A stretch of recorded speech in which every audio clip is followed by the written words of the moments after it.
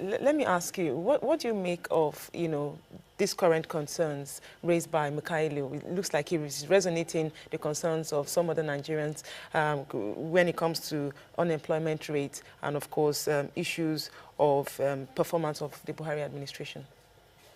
Well, what has led him to start another journey this time around to ask for rest in peace for the ruling APC government is something that every Nigerian already know. I will start by going to remind us the provisions of section 14(1), 2, 3 of the 1999 Constitution, that the primary responsibility of government is the protection of lives and property, and that the nation shall be a state where democratic principles and social justice are upheld, and the economic well-being of the people paramount.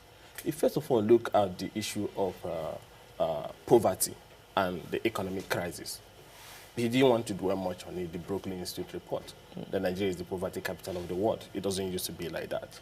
You're also aware of the World Economic Forum report that also said that in terms of energy, power generation, we're the worst. Yemen is above us.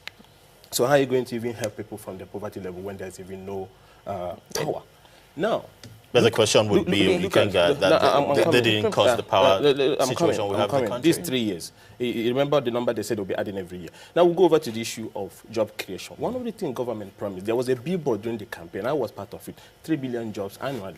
But you saw the report of the National Bureau of Statistics, that in a period of 30 months, 7.5 million jobs was lost. And we're having yearly job loss of over 5 million. So we're not talking about you adding 3 million. We're not talking about over 4 or 5 million people are going out of the job market every year. So when you talk about this infrastructure you're building, this economy you're growing, and over 3 million are losing their jobs every year, and the country is now the poverty capital of the world, and Fitch rating is saying that 85%, almost 86 million people are poor now, and you're still saying that what you're doing is working. And now look at the debt profile. Nobody's even talking about that. It's 22 trillion, going by the report of the Department of Debt Management Office.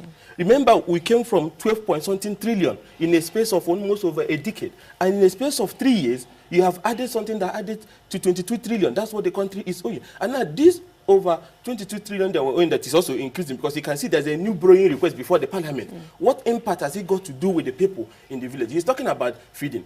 This feeding thing that I'm talking about is close to what Idi Amin used to have in Uganda, feeding centers. Upon all his level of economic disaster he brought on himself, we had a feeding center where he feeds 1 million, 2 million people. But what is that number compared to over 86 million people that have nothing to eat?